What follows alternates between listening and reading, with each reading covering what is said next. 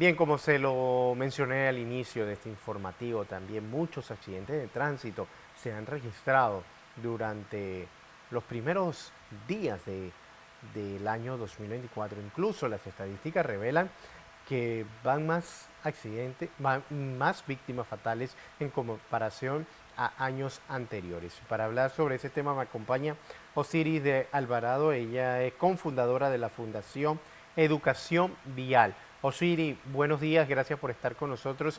Y una situación que está preocupando porque estamos viendo a diario gran cantidad de accidentes de tránsito, incluso colisiones menores que algunos conductores se están chocando hasta solo. Bienvenida, buenos días. Buenos días, buenos días. Sí, le escucho. Para que nos comente qué puede estar ocurriendo en estos momentos donde vemos que las estadísticas eh, por accidente de tránsito, víctimas fatales más que todo, van en aumento en nuestro país.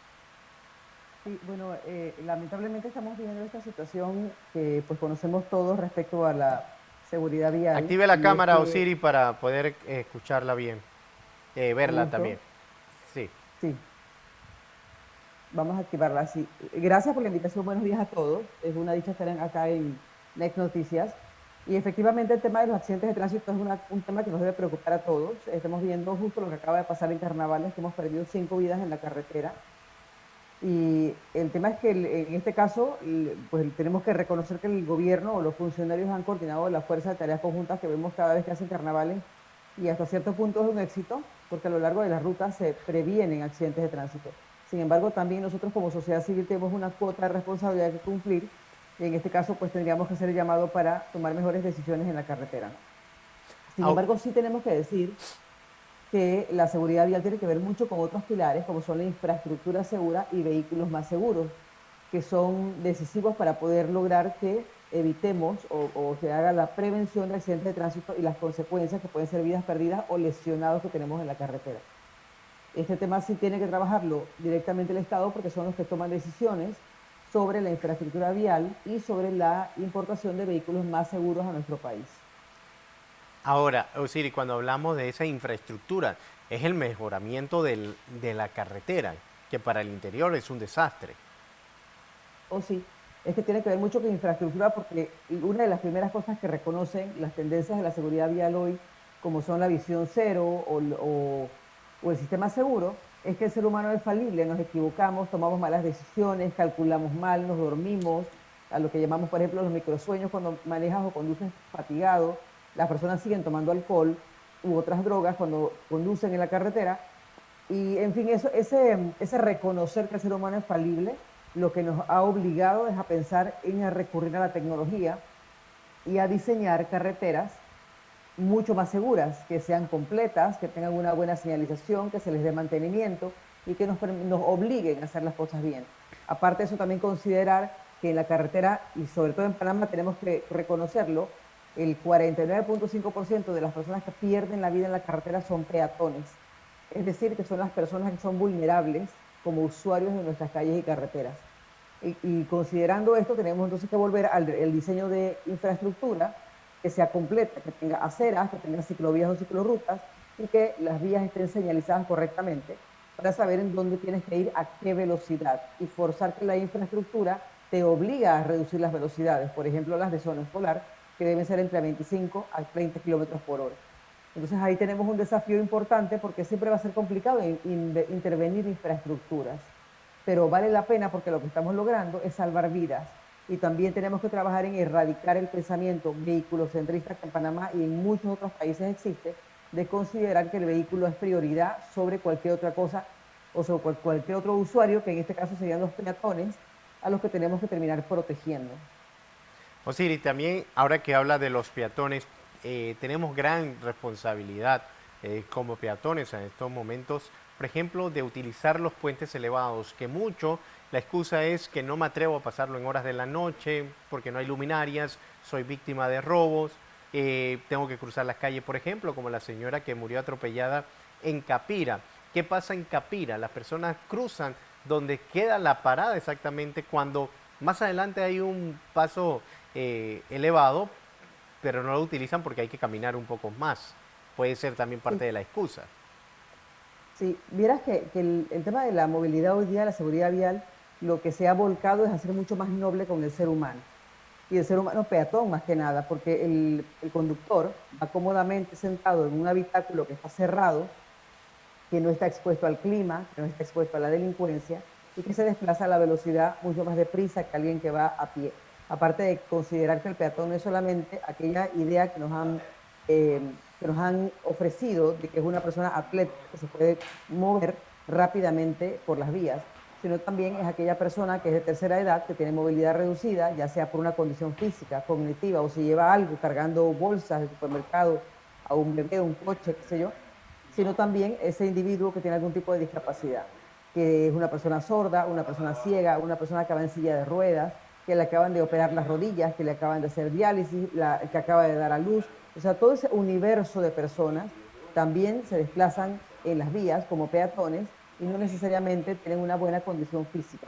Y efectivamente, el tema de los puentes, yo debo recurrir aquí a lo que nos comentan arquitectos y ingenieros, que el puente se diseñó por el ser humano para cruzar abismos o ríos y no hacen nada en la mitad de la ciudad.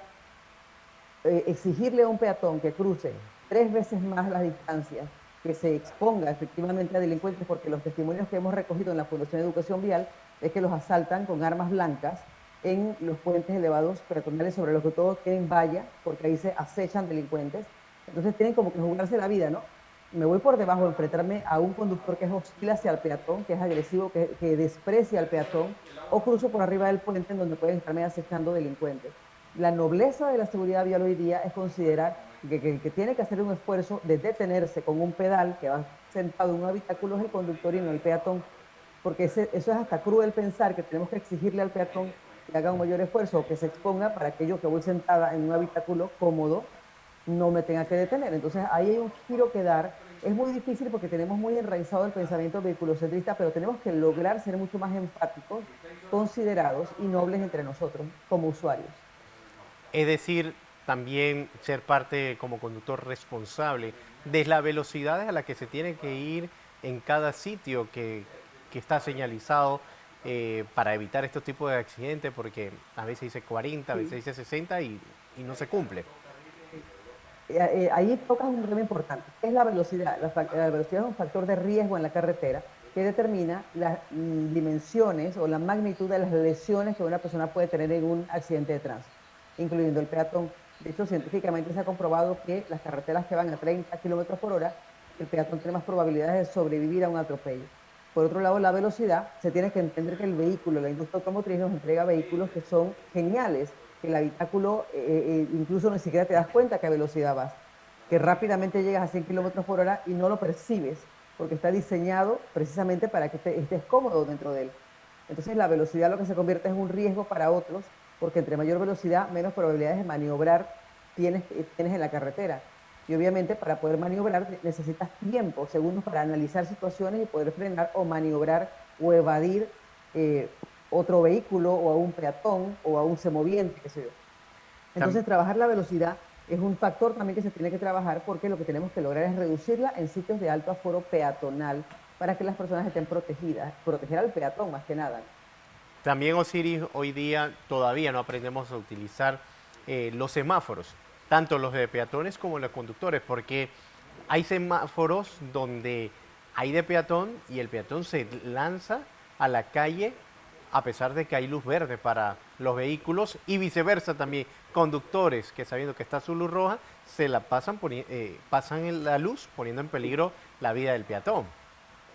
Sí, y es que digo que nosotros somos falibles, o sea, no tomamos buenas decisiones. Yo creo que uno de los íconos de estos sitios es como la 5 de mayo, en donde el peatón puede poner, el semáforo puede ponerse morado y las personas siguen haciendo lo que les parece, porque de hecho parece más un sitio peatonal, que ojalá en algún momento lo sea, porque hay tanta gente moviéndose de un lado para otro que realmente no respetan el semáforo. Sin embargo, sí hay que recurrir a pedir la cuota de responsabilidad que nos corresponde como peatones para hacer las cosas bien. Esto también es parte de los trabajos que tenemos que hacer, que las personas entiendan el riesgo que corren en la carretera si no logramos seguir, conocer y respetar las normas de tránsito. Y sí, efectivamente hay una cuota de responsabilidad de parte de los peatones también. Usted, Osiris, ha mencionado algunas de las consecuencias que podrían estar provocando accidentes de tránsito. ¿Puede ser el celular una de esas también en estos momentos? Oh, sí. De hecho, cuando se analizan los factores de riesgo, vas a encontrar que, por ejemplo, es la distracción y la velocidad, la distracción y el alcohol. Entonces, la distracción es efectivamente el celular. El celular es tremenda herramienta, ¿no? Pero también se puede convertir en un riesgo porque nos va a quitar el enfoque en la carretera. Y cuando estamos conduciendo, esto es una maniobra supremamente exigente que necesita tener los 5 sentidos en el entorno de lo que sucede. Entonces, si tenemos o tendemos a manipular el celular, obviamente va a quitarnos la vista de la carretera porque el cerebro necesita analizar lo que está viendo o leyendo para entonces tomar una decisión, pero también lo va a exigir la maniobra de conducir.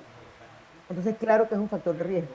¿Qué se recomienda? Que lo mantengas lejos de ti, que lo pongas en la cartera y lo pongas en el portaequipaje, tenerlo en el modo vuelo o en silencio para evitar que sea una distracción, porque efectivamente puede provocar un accidente de tránsito, la distracción si conducimos manipulándolo, igual que el peatón, que debe estar enfocado en el entorno y no en el celular. Bien, Osiris Alvarado, gracias por estar con nosotros esta mañana hablando sobre este tema que está preocupando por la cantidad de accidentes que están ocurriendo en el país.